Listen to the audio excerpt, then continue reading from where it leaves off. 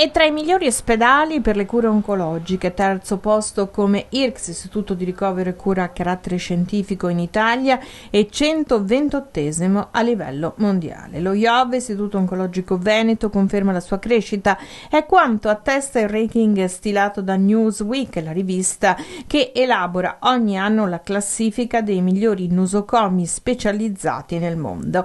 Gli viene riconosciuto di essere un esempio di buona sanità per ricerca, diagnosi e cura. La soddisfazione del direttore generale Patrizia Benini. Devo dire che è una grande soddisfazione per la direzione, per tutti i dipendenti, credo anche per i pazienti che si rivolgono allo IOV, vedere come lo IOV in un anno sia riuscito a scalare ulteriormente questa grande scala mondiale. Siamo passati dal 128esimo posto al 127esimo.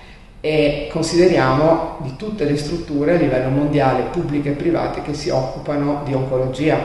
A livello italiano abbiamo mantenuto il terzo posto come struttura di ricovero e cura a carattere scientifico pubblica. Siamo saliti di un gradino per quanto riguarda le strutture pubbliche e private in Italia che erogano comunque attività oncologica, passando dal 14esimo al 13esimo posto, e siamo saliti dal nono all'8° se guardiamo solo le strutture pubbliche. È chiaro che i numeri sono poco rispetto a quello che poi è la realtà, ma noi dobbiamo ricordarci che lo IOV è una struttura giovane, è una struttura che si è ingrandita negli ultimi anni con l'acquisizione di altre sedi, in particolare di Castelfranco, oltre alla sede storica di Padova, a cui si è aggiunta l'attività di Schiavonia. E dobbiamo ricordarci che siamo relativamente piccoli perché eroghiamo solo attività oncologica e una parte di questa attività.